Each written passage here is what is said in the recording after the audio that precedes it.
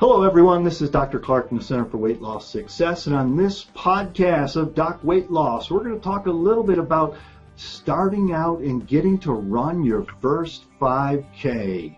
Stay tuned, we'll be right back.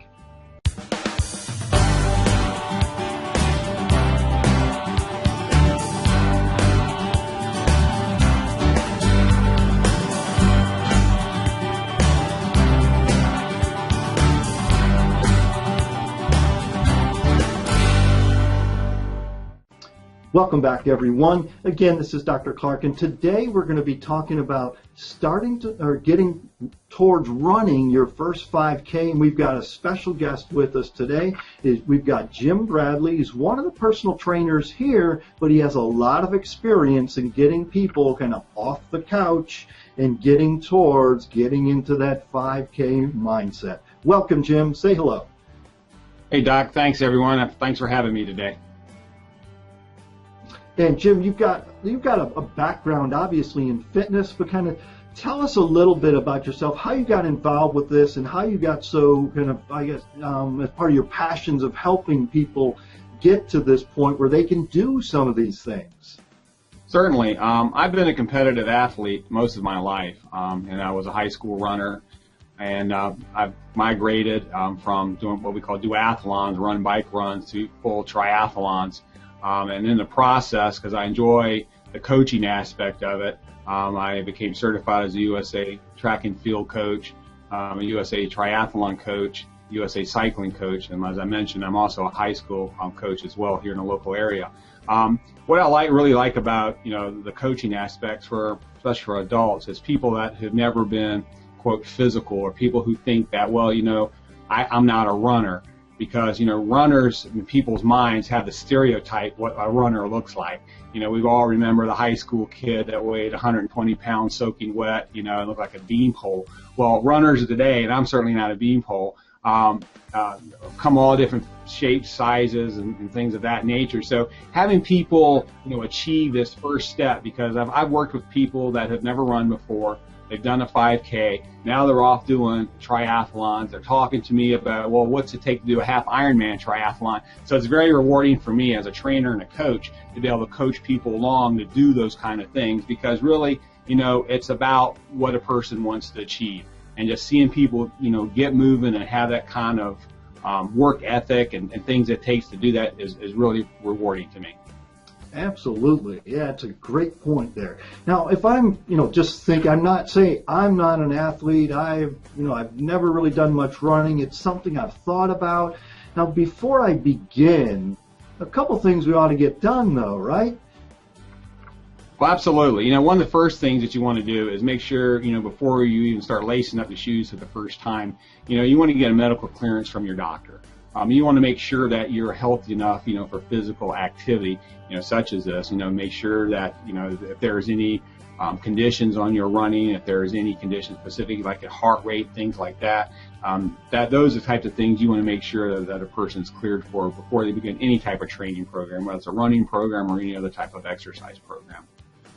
Right. I think that's a very good point. Get your physician kind of on board. Make sure you don't have some underlying problem that from a medical aspect this would be unsafe for you to do. But for most people, basically starting physical activity is something your physician is going to encourage you to do, and if you have some limitations, they'll likely go over that with you. But it is something important to do ahead of time. So now when now I've got this clearance to do, and I'm okay to start, and sometimes mentally getting really prepared to start. I know I want to do it, but boy, sometimes those hurdles can be difficult.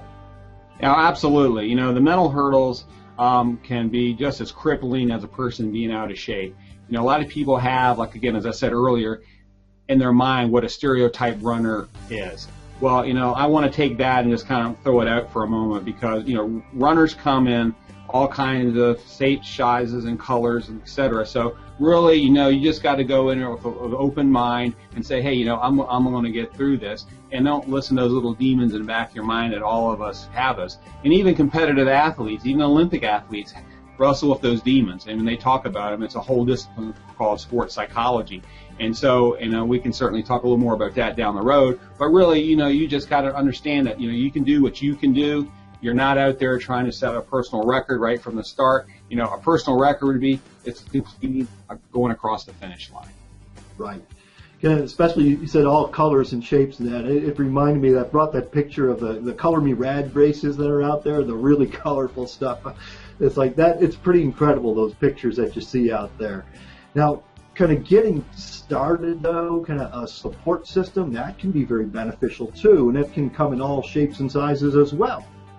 Oh, absolutely. Having training with a friend, is a great way, or if there's any local running clubs, or if you contract with a coach, those are certainly ways to get started as well, because it's really, when you have to get up and go run, especially when you haven't done it before, it's really hard sometimes to get motivated in order to do that. Now, when you're accountable to another person, you're accountable to a group, you're accountable to a coach, it's kind of more, you got someone kind of kicking you in the rear end a little bit to get you motivated, to get you going.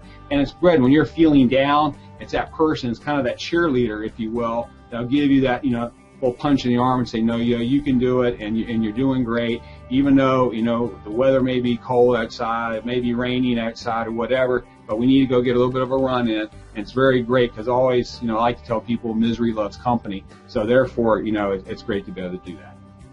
Right. The support system, kind of support side can be very important. So the buddy system works wonderfully. Now, if I'm just getting started, we do have to be a little careful. Obviously, I don't want to get hurt. I'd want to get started and make progress to where I'm going, but sometimes people dive in too fast, so to speak, and they don't look where they're going, or however one wants to put that, and we need to be a little careful. Absolutely. And kind of a good mindset I like to adapt and have people do is, you need to start where you're at rather than where you want to be. So in other words, if down the road you want to be able to run a 25-minute 5K, you don't need to start training like you're running a 25-minute 5K. You need to start where you're at today. Initially, what that really means is, you're going to probably jog a little bit, walk some, jog some, walk some. It's kind of a handoff kind of exchange. For example, a person may be jogging for 2 minutes, walking for 2 minutes, jogging for 2 minutes, walking for 2 minutes. Those are kinds of things that, we like to see beginning runners start to do. We don't have expectations of a person, especially if they've never done a 5K or done any running before, to run the 3.1 miles right from the get-go. You have to train for it, just like anything else. You just can't get up one day and say, I'm going to do a 5K, throw the tennis shoes on, and go do it. You've got to properly prepare for it. And that means because you won't get injured. You've got to kind of ramp up slowly with this, add miles to it. And sooner or later, what's going to happen is as you start expanding your training program, if you're working with a coach or whatever, you're going to be running 3 minutes, walking 2 minutes. Then down the road, you'll be running 4 minutes, walking 1 minute. And hopefully you'll get to a point where you're running 5 minutes, maybe 30 seconds, and then hopefully down the road, even further than that, you'll get to a point where, you're making even more progress toward that, that 5K goal. Right. So say I'm, I have this goal of running a 5K, and is there a time frame that I really want to start, or say if I'm starting today, when is it realistic, and I know it's going to be individualized there, of thinking that, okay, I can participate in a 5K, is there a certain length of time that you're going to recommend and things like that? Really, and that's a good question, and it really kind of depends on several things, as you indicated. How old the person is, what their physical shape are, and what type of time commitment they actually have. Typically, what I like folks to do, I like to have them train at least 3 days per week, for 1 day separation between the sessions, and they try to allow them about 10 weeks. Now, you can actually go, and there are programs out there where you can go 8 weeks or 6 weeks, but giving yourself 10 weeks is a really good amount of time, because that way allows a person to ramp up a little bit slower, and that way you don't have to worry about those little, nagging little injuries and things that may come up along the way. You have some leeway, and you can adjust that as a person, as developing. But, bottom line, about 10 weeks or so is what I like to see. And when you're seeing that 10 weeks, say I have that 10-week time frame, and you mentioned kind of starting out with those kind of 3 days a week, but do you really try to map out kind of where you want to be along the stages there and say, okay, these are like mini goals? Does that work pretty well? Absolutely. That's a great way. And we call that basically a training plan. And basically we develop a training plan for a person, and you have weekly goals. Weekly goals will be, we're going to try to run X amount of miles this week. We're only going to try to walk this many times a week. And oh, by the way, let's throw some cross training in there. Let's spend some time spinning on the bike for a little bit so we're not running every day. Let's not forget about getting into the gym, lifting a few weights here and there so we maintain our upper body strength. Those types of things, that blueprint. It's always good when a person starts, and even to me, I'm very fanatical about this. I like to have an objective. Just getting on the treadmill, going outside and just running, well, that's great for recreation. But if you're trying to actually achieve a goal, a race down the road, it's nice to be able to map this out to decide what I'm going to accomplish this week, because that way you have a purpose. When you lace up those tennis shoes and you get to go, what am I going to do today? And so, check that off for your day's objective. You map that to your week goals, and then for your month goal, what you're trying to do. And then if you do that, you stay diligent with it, when it comes to race day, you'll be ready to go. Right. And this is where coaching can really be beneficial.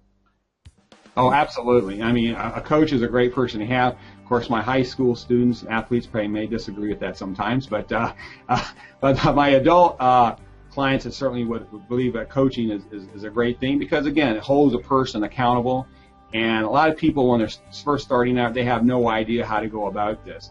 And so, getting with like a USA track and field certified coach that, understands how to develop training programs and can work with all types of runners and their abilities, from competitor runners to recreational runners, is a great way to start. All right, Jim, that was great. We're going to kind of wind this down here. So if you had like a couple of tips for someone, if you're going to say these are the most important things to consider if I'm thinking about doing that 5K in 10 weeks, what would you say that is? Okay, first one is, get the medical clearance from your doctor. Make sure you get that done.